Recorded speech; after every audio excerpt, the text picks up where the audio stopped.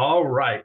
Kevin back with you for another episode of the Million Dollar Relationships Podcast. And today I'm here with Matt Bacak. Matt, welcome, man. So awesome to have you today.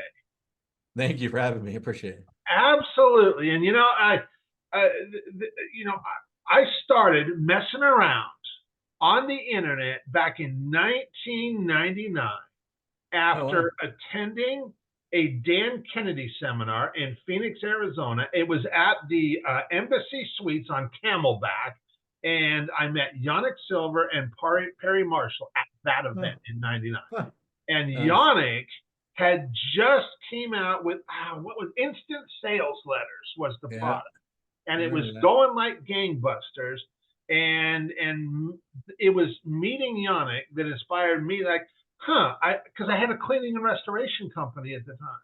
And I'm Oh, like, wow. I wonder if I could use the internet to like have a bigger reach. And we started this butt ugly website on the internet called Get Mold Solutions. And dang if we didn't grow that using some good marketing. And we got that website where it's producing 13 to 15,000 a month for the business and stuff. And so, I got into internet marketing way back when, and you were just one of the OG guys in the internet world way back when. You and like guys like Marlon Sanders and in fact, heck, I'm going to be interviewing him later too and stuff. And so, Nice. I am just I've been looking forward to this conversation with you, and I know we got to talk a little bit before we hit the record button here and stuff, and it's really cool to watch how our lives transform over time and stuff, and how just we go through seasons of our life, and so what I want to do is I want to start by just turning it over to you so that we can set a little bit of context. So for anybody who doesn't know you, talk a little bit about, what you're doing now, who you're serving, what inspires you most about the work you do. And we'll just start there and set a little bit of context, Well, I mean, I started off, so I'm a direct response marketer. It's probably the best thing to say. So I'm not I did graduate with a marketing degree. But when they asked me if I wanted a BA or a BS, I took the BS because I thought it was all BS. Because I was running companies back then. So even man. in Okay. high school, I was really running companies, and gosh, even probably in middle school, I was running companies. Started really my first business when I was 12 years old. So, Wow. like with employees. So, um, I bring that up because, all through I started falling in love with marketing. I started reading the books, the cassette tapes, and then when VHSs really started, I started watching stuff on VHS and things like that. So even in my dorm room, I was the crazy kid in my room sitting there studying the internet, like how to make money on the internet. There wasn't much out there, but it was really direct mail. So I come from the direct mail world. And because of that, then I applied the direct mail skills that I learned and put them online. And I've done it for multiple different businesses, multiple niches. My overall, for anybody to know, I realized early on the number one biggest thing was generating leads. And that's what I really started doing because I was, even though I was doing stuff on the internet, I did do working. I don't know why. I wanted to learn to become a good salesperson. So I went to companies and I'm like, this is horrible. Leads are terrible. So I started using the internet to generate leads. And that was I realized that was the lifeblood of the companies and my sales. So I just became a big lead generator and I started generating leads. And of all the leads I generated in different markets and different niches, real estate, stocks, taxes, I found that information was my favorite. So it was the most profitable thing for me to do for my own businesses. So I've been in the information business for a long time, but not just in how to make money online, but really stocks, taxes, real estate, health, behind the scenes in that one. I didn't ever put my face on that because at the time I was way too big to tell anybody anything. But I say that because I've been in multiple markets, multiple niches, and every single market, every single niche in the information business. We turned into multi-million-dollar companies. Every company I touched turned in that. So because I was able to generate leads and turn those leads, online leads, into lots of money. And so it's kind of my biggest background. Today I will tell you of all this stuff, you know, I kind of was like, I'm gonna kind of retire, you know, like over the years, I've acquired a lot of real estate. I'm a huge real estate investor. Most people don't know that about me. No. In the county that I'm in right now, I'm probably one of the largest landowners. I'm biggest tax lien holder for sure, per Okay. the tax assessor. But you know, I am huge in doing things like that. And so I was gonna kind of retire, but I do truly, truly love today. And where it kind of grew into is like I do like helping, you know, people, you know, that want to sell how-to information, like how to like I don't care what they do. Mhm. If it's, you know, I don't care. Like if somebody's a realist owns a real estate agency and wants to teach people how to sell more real estate, how to get more listings, how to do, you know, I don't care what it is. I love the information business is really my favorite thing. But even when it comes down to it, if we narrowed it down, like how to do this, how to do that, where they become an information seller. And so I've been helping smaller, you know, people. That's really what it is in the information world for the last few, I don't know when I kind of thought I was going to retire, but I can't get away from it because it's just too profitable. So you don't want to say, like my dad's like, when are you going to retire? I'm like, it's too hard to say no to money. Like people just throw it at me. So, um, you know, especially when you're pretty good at what you're doing. So now, Matt, are the people, are you helping people then get into information marketing that have never done it before? Do they have another business already that they're already Yeah. successful at? Now who's Most your ideal person to help? Well, that's a good question. So there's two different types. There's two different types of people that I run across. Like if I allowed money like to be the deciding factor, like let's say I had a program, you know, to work with me is really 20 grand.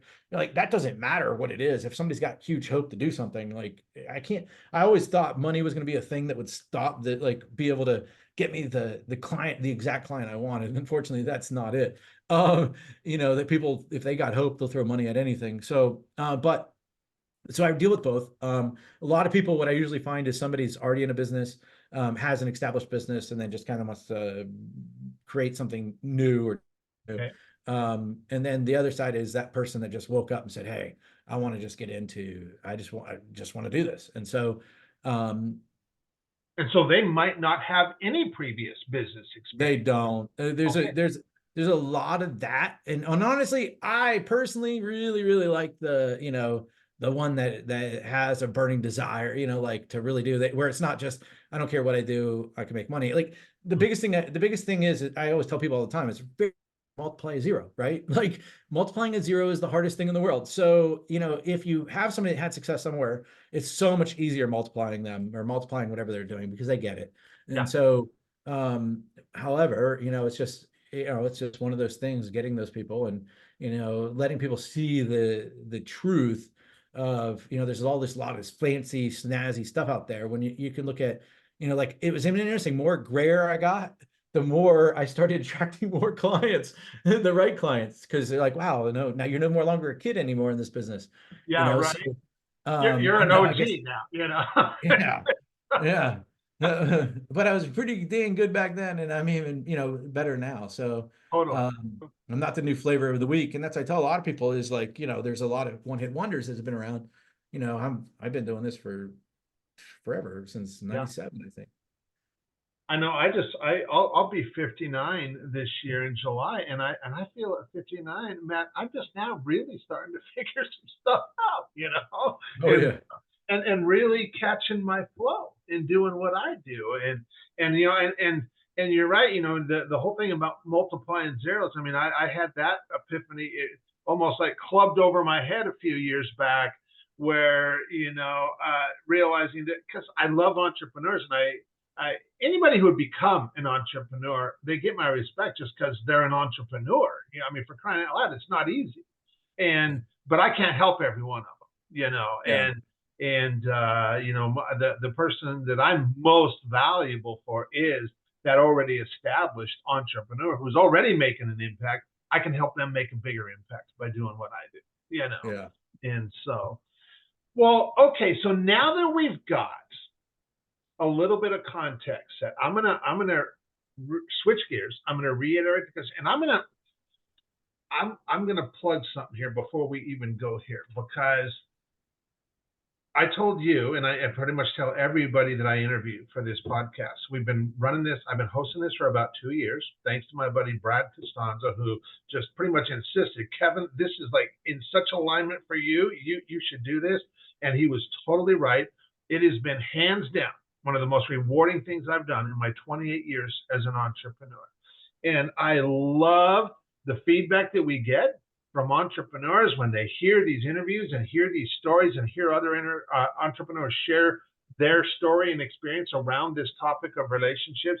And when I asked you this morning before we hit the record button who you went on, you immediately knew who it was. And I also watched your demeanor just shift too. And I was like, oh, I was like, Matt, this is going to be so good. And that, because I always tell the folks I interview, whoever comes up for you, whoever that is, and just immediately, that's who it is.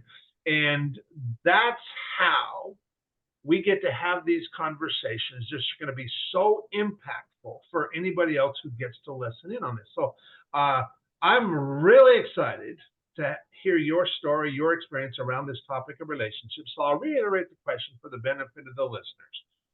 Matt, have you ever been introduced or connected with a person or persons who completely changed the course of your life or your business, so much so that much of what you have today would not be possible if not for this person or persons? And Matt, I'm just really excited to be able to have you share your story and your experience around this topic of relationships. Yeah. Well, so you want to know the answer. You want them to know the answer, right? You I know want the answer. them to know the answer. Yes. Yeah.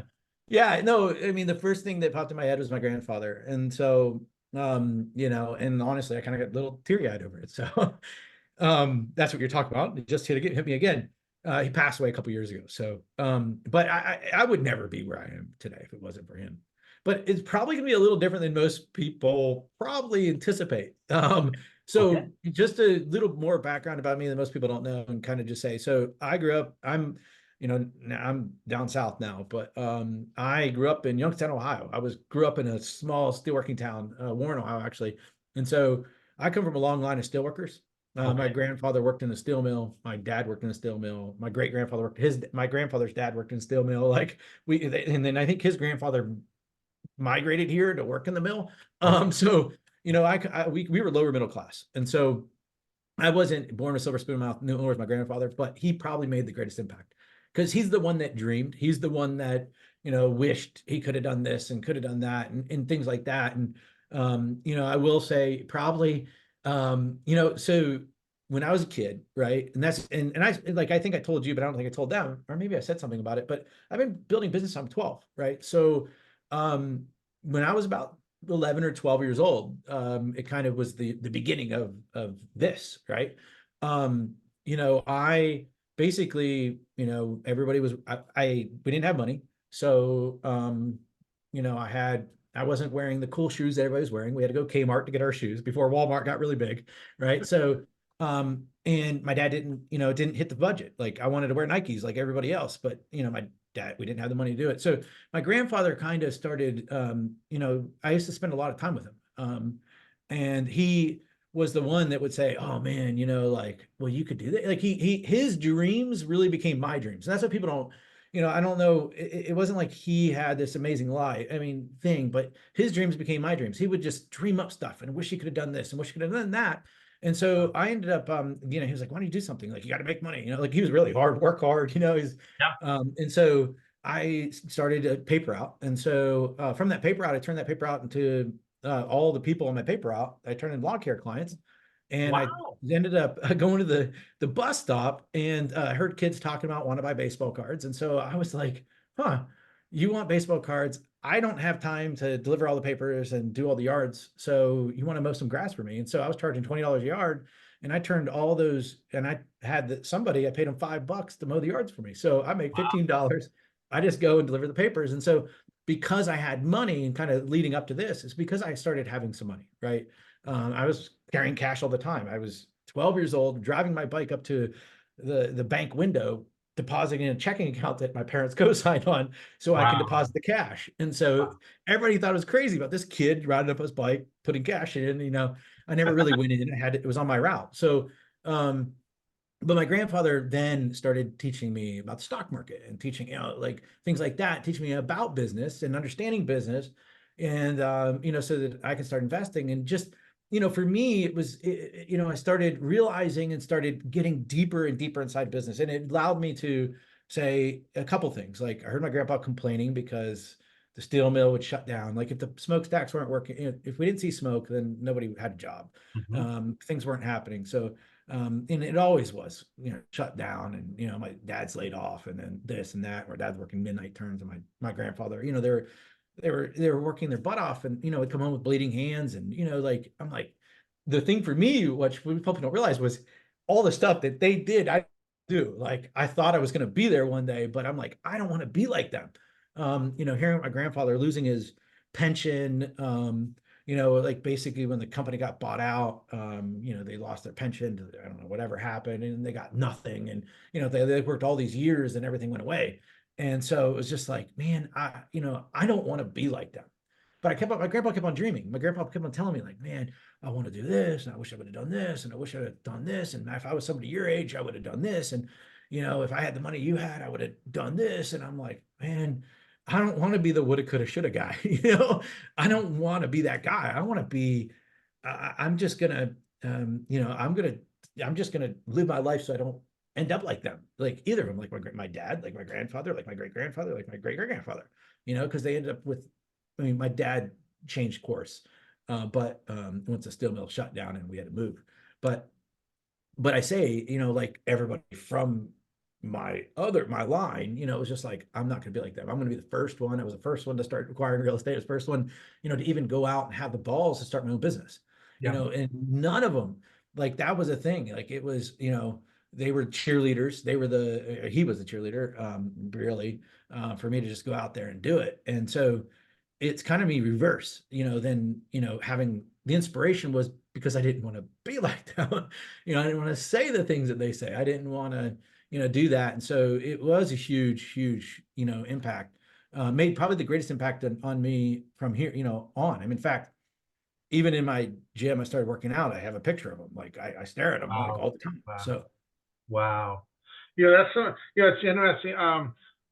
I had a paper route when I was a kid, huh, and I started a paper route, started running a paper route when I was in sixth grade.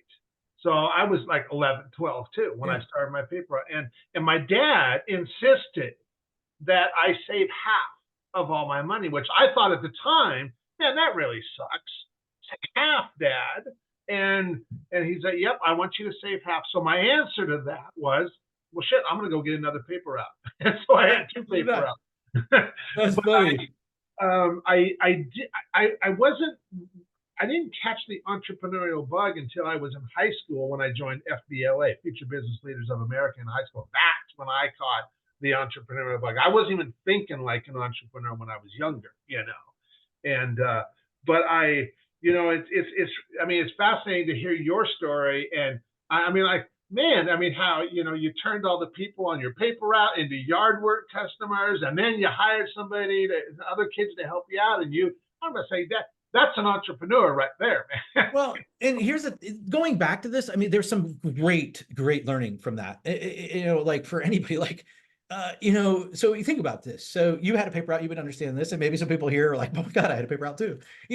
Back when I delivered papers, and maybe it was the same for you, like we had these little books that you had to rip off. I had to rip off, like it was $2 a week, right? And so I had to go up to the door, I had to collect the money, Yep, and I had to pay for the papers myself when they delivered them. And so I bought the papers and I had to go get my money, and whatever was between what I paid and what I had was my money. that's And right. so, so I say this is I had to go up to the door, knock on the door, and ask for the money, and so I can get it. And that right there, looking back, it was the most brilliant thing. And I didn't know what I was doing, but it was the most brilliant thing because one, they already knew me, they already liked me, they already loved me. I was always taking care of it. I would do stuff like if I and how it was a lot of times it was the ladies, the women, or whatever we're supposed to call it, whatever the new word is for, whatever. But like, I'd go up and the wife would come to the door, and I was like, hey, I noticed that your husband around, like, and I noticed you might need your grass mowed. You want me to go ahead and do it for you? And they already knew me. They're like, yeah, sure, And so it became, it was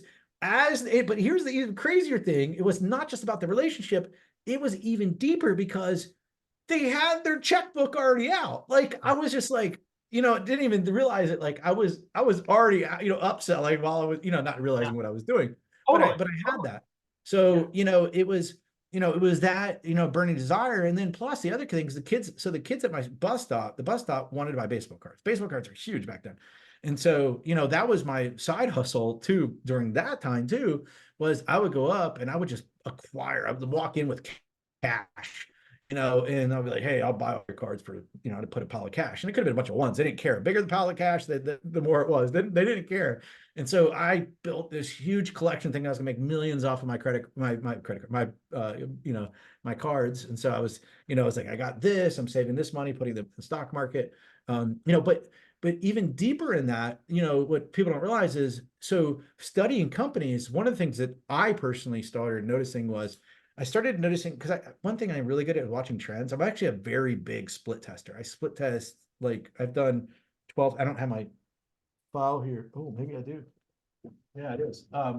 So I knew the made move, like this page. These are move this out of the way, but these right here. I don't know if you see it, but these are split tests. This is one, two. This is 8 tests on this page. So I ran out of paper printing this off. So I've done over 12,000 different split tests where I'm split testing a different variation of things. But I can see trends is kind of the big thing that I started realizing. I had this power strategy. Like I had this way of, I could just look at stuff, and I started seeing trends and I started seeing things. And one of the trends that I did notice early on was that companies that the best companies for me to invest in back then were the ones that had a strong, the CEO or the owner of the company had a strong marketing background. Okay. Um, and in fact, I started studying people. Like, I mean, I remember Microsoft when it was just getting on, like pretty much just kind of, I don't know when it went on the market, but I remember it was like, it was nothing. Like when I was looking at it, and I remember I was delivering the papers. So every Sunday I would look at the papers, and I'd read the market and everything in there. And, I would start studying, but I started noticing things, and I noticed, oh my gosh, Microsoft, I should go. And why did I think Microsoft? It had nothing to do with the software thinking. That was because I was like, well, Bill Gates, he went to college and he was a marketing major. Like, that's the only reason I was a marketing major when I went to school, because if Bill Gates was a marketing major, like there had to be something there. And I started noticing more of that. And that's what really started, diving me into marketing, because the seeds that my grandfather planted, with getting me in the market, having me do stuff with my money, living out the dreams that he never fulfilled on, or things that he always wished he would do. Yeah. Yeah. Wow. I always love digging into this conversation with entrepreneurs about their most valuable relationships, because it just uncovers so much. And it's, your grandfather had a big impact on you. Oh, And yeah.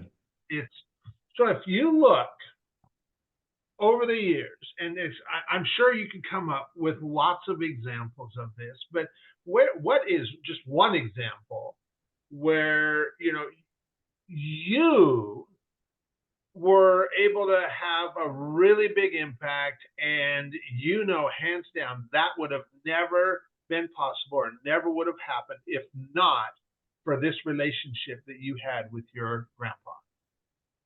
Well, I'll answer that in one sec. So the reason I was not distracted, but the reason I was looking around, I was trying to find this. The last book I wrote, um, in the thing I dedicated to my grandfather. Like I wrote this whole thing to him. I wrote the book a couple years ago. Fuck. Sorry. But anyway, I was gonna like read, like it would re-emphasize everything we said. Anyway, it was a book I wrote, and I just sent it to my grandfather. And then the interesting thing is, when he passed away, I went to his house. When he died, it was during COVID, so I went to his house, and there it is, laying. It's like the only book he had Wow. left. Wow. So anyway, Wow. I was like, anyway. So the question that you said is, who have I impact based upon this?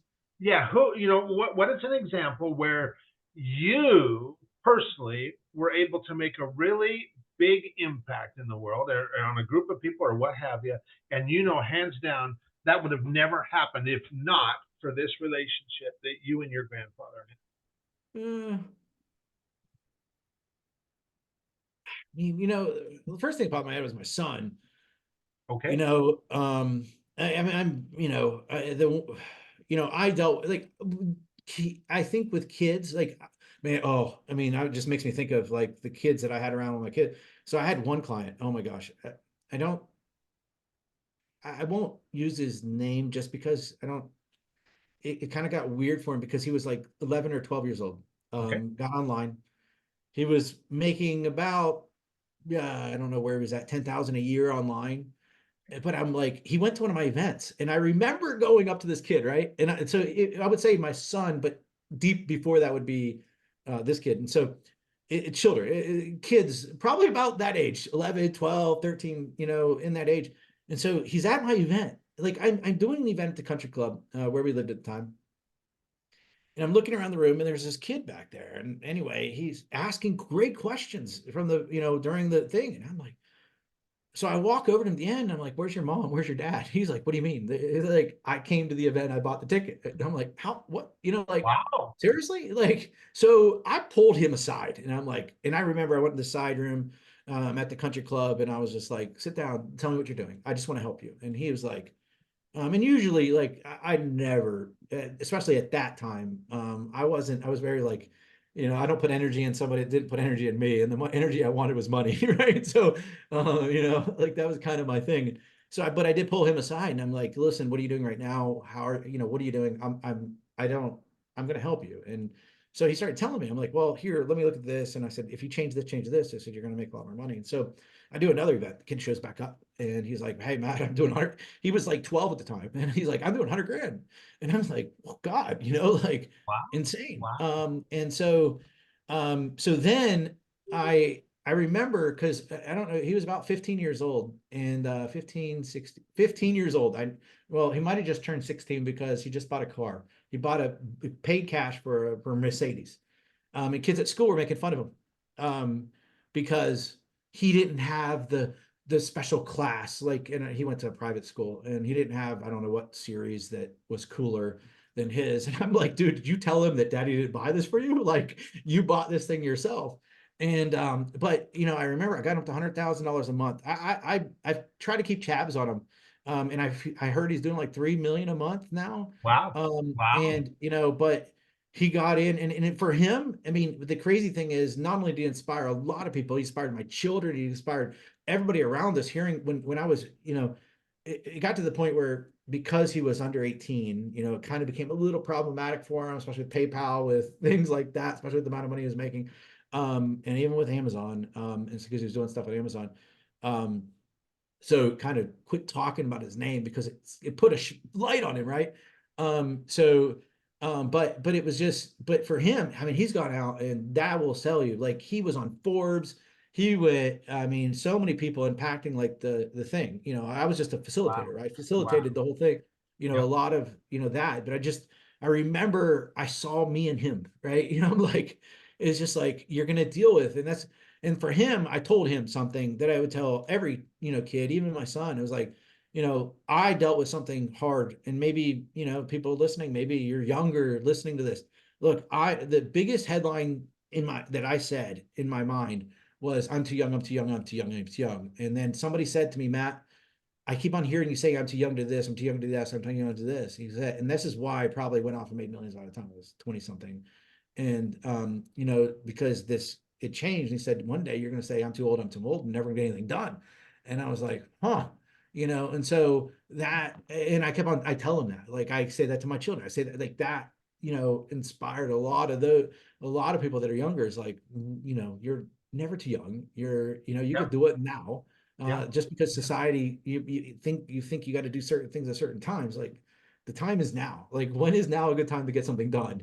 Yeah. And don't let age be a factor in the Yeah. whole thing. Because it stopped me in different things. Like, even when I had my paper out, like, when I was, buying stocks, you're too young to do that. Even I had a, thing, you're too young. You're too, I heard that all the time. You're too young to do that. You're too young to do that. Well, I'm doing it, like, but when people say something long enough and loud enough, it kind of starts shaping you a little bit more. And I had to overcome that. You know, because in their mind, I was too young, but I knew I could pull it off. So, Yeah. um, Wow. That's awesome. Well, this has been, I knew this conversation was be good. It was going to be good. And this has been really incredible, Matt. And I want to thank you for taking the time to have this conversation. And like I shared earlier, my goal for this is twofold. I want to give you the opportunity to honor somebody who's had such a profound impact on your life, on your business. And then for the listeners, I just want these conversations to be able to inspire them to place an intentional focus on creating more valuable relationships in their can lives. I please add one thing that just really popped up for me? I think it's Yeah, really good to hear. yeah, So I just want to say this because maybe because if we're all entrepreneurs listening, like if you're an entrepreneur listening, and there, this is just coming from experience. I don't like my intent, I don't go out there and do things with kids, but I have found, I was doing events earlier on, like where I would do, and I would like, hey, bring the kids. I found there's two types of parents. There's the parent that wants to force their kid to do something, and there's the parent that doesn't like the kid has it, but their parents don't help it. If you like, so just be careful. Like I want to say to like the parents, the entrepreneur parents, yeah. um, you know, there, if you try to force a child to become an entrepreneur like you, they're going to run in the opposite direction. Yeah, yeah, yeah. But if you see that shining light like that, or they have it, they want it. Support it. Yeah, be that facilitator. Be Yeah, that facilitator. Like you'll see it, and you'll see you it, and will. You totally will. um, I've I got there. I've got 7 kids. 3 of them are younger. 4 of them are grown and out of the house. Of the 4 older, one of them is got an entrepreneurial spirit. The other 3 do not at all. They got great jobs and they're happy and they make great income and all that kind of stuff, but they are not entrepreneurs at all. But my daughter Caitlin, she is totally entrepreneurial. She loves doing entrepreneurial stuff, and I support her in it, Yeah, but you're right, to try to get the other kids to become man, that would have been a big mistake. That would have been a big, yeah. you know. Well, Matt, for anybody listening to this going, man, Kev, I really like Matt. I appreciate what he shared. How can they find out more about you and the work you're doing? Any resources, any websites? Yeah, I mean, I'm just thinking I'm kind of like off the grid, and I mean, in a sense, I'm online, but I'm off. I mean, I do run a group on Facebook. It's called List Building Club. Okay. I mean, so the List Building Club is probably the easiest place for people to find me, Okay. and to join. But a lot of people in there are, interested in building lists, Uh-huh. for whatever market niche or whatever. We got, 31,000 people in there. I don't really focus on growing it, but it just grows, Yeah. over the years. And I always tend to say, go there, join the list building club. And, I approve every message because I make sure we don't, people just don't put crap in there. Like people post these stupid videos that have nothing to do with it. Like, like, oh, I saw this at church. Like, that there's a time and place for that. I don't Sure. put it in there. Yeah. So I do watch all the posts coming through. So I do answer things when people post. And I'm, especially if it's relevant enough for me to, to do that. And I've got a true answer. I don't answer anything I don't have an, answer to, or Sure. things like Sure. that. But it's a great place. Awesome. Well, I'll make sure I include that with the show notes. And Matt, thank you so much for taking the time to have this conversation. Really appreciate it and really appreciate you, man. Yeah, I appreciate you too. Absolutely.